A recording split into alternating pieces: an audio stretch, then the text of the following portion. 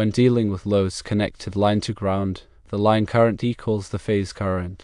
Therefore, avoid using the multiplying factor of 1.732 to determine the line current. Decide the main overcurrent protective device or opt for these loads. Base the calculation on the total apparent power in volt amperes or VA of all the loads.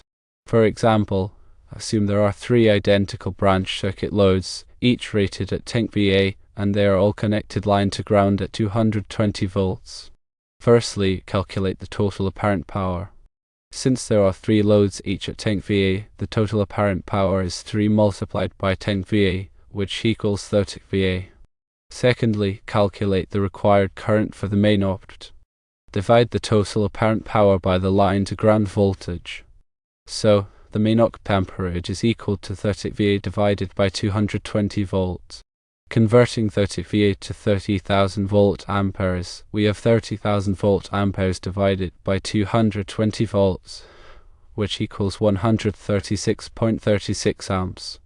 Therefore, the main opt should be sized for a current of 136.36 amps. Always refer to the National Electrical Code, or NEC, and local electrical codes for specific requirements and conductor ampacity adjustments and corrections, and select the appropriate standard size opt. Remember to consider conductor ampacity. The selected overcurrent protection device must not exceed the ampacity of the conductors it protects, unless specific exceptions are permitted by the NEC. Consider also any applicable derating factors for ambient temperature or the number of current-carrying conductors in a raceway or cable, according to NEC tables such as Table 310.15b3. This might require upsizing the conductors and the overcurrent protection device. Consider inrush current, especially for inductive loads like motors or transformers.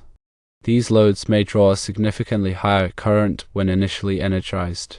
The opt must be able to handle this inrush current without tripping unnecessarily. Time delay fuses or circuit breakers with specific tripping characteristics can be used to accommodate inrush currents. Also, think about voltage drop. Ensure that the voltage drop from the source to the loads is within acceptable limits, typically 3% for branch circuits and 5% for feeders, as recommended by the NEC. Excessive voltage drop can affect the performance of the loads and may require using larger conductors. Coordination is important. Coordination studies are crucial in larger electrical systems to ensure that overcurrent devices trip selectively. This means that the opt closest to the fault should trip first, minimizing the impact on the rest of the system. Short circuit current rating should be considered as well. The opt must have a short circuit current rating or SCCR sufficient to interrupt the available fault current at its location. This prevents the opt from failing catastrophically during a short circuit. Also, you need to consider the type of loads. Different types of loads, such as motors, transformers, or lighting, have different characteristics that may affect the selection of the opt. For example, motor circuits often require inverse time circuit breakers that allow for motor starting currents. Ground fault protection is also important. Ground fault protection is required for certain types of equipment, such as service equipment and large motors, to protect against ground faults that can cause fires or equipment damage. The NEC specifies the requirements for ground fault protection in Article 230.95 and other relevant sections. Enclosure type is another factor. The enclosure housing the opt must be suitable for the environment in which it is installed. For example, in wet or dusty locations, an M3R or 4 enclosure may be required. The NEC provides guidance on selecting appropriate enclosures in Article 312. Accessibility is also something to consider. Overcurrent protection devices must be readily accessible so they can be easily inspected, tested, and replaced. The NEC specifies the requirements for accessibility in Article 240.24. Ambient temperature affects the ampacity of conductors and the performance of opts. High ambient temperatures can reduce the ampacity of conductors and may require using higher temperature rated conductors or derating the opt. Harmonics should be considered. Nonlinear loads, such as electronic equipment and LED lighting, can generate harmonic currents that can overload neutral conductors and octs. In systems with significant harmonic currents, it may be necessary to use oversized neutral conductors and octs or to install harmonic filters. Continuous loads are also very important to consider.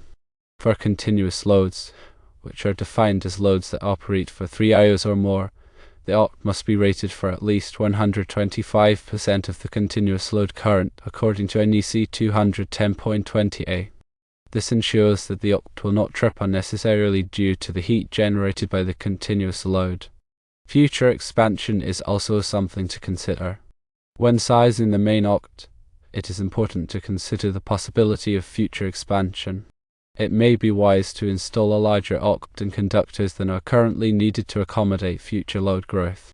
Professional engineering oversight is always recommended. Consulting with a qualified electrical engineer is recommended, especially for complex electrical systems. An electrical engineer can perform detailed calculations, conduct coordination studies, and ensure that the electrical system meets all applicable codes and standards. Documentation is also important. Maintain accurate documentation of all electrical calculations, equipment specifications, and installation details. This documentation can be helpful for future maintenance, troubleshooting, and upgrades. Lastly, periodic inspection and testing is also something to consider. Regularly inspect and test overcurrent protection devices to ensure that they are functioning properly.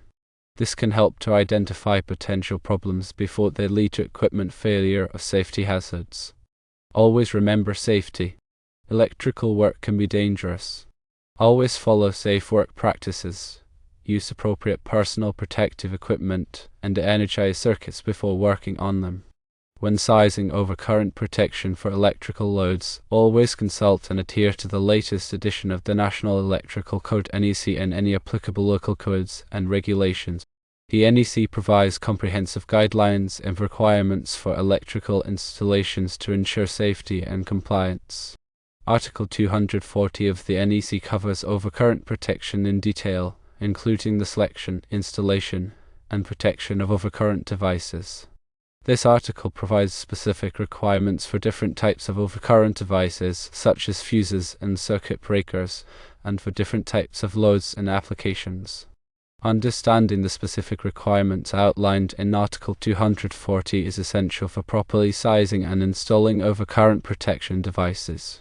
Furthermore, NEC 310.15 provides guidance on determining the ampacity of conductors, which is crucial for selecting the appropriate size overcurrent device to protect those conductors.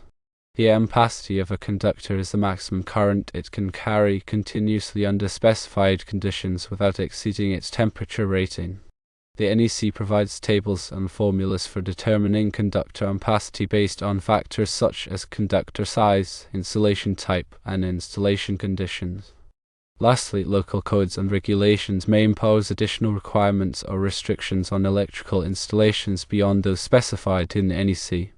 It is important to consult with local authorities and electrical inspectors to ensure compliance with all applicable codes and regulations.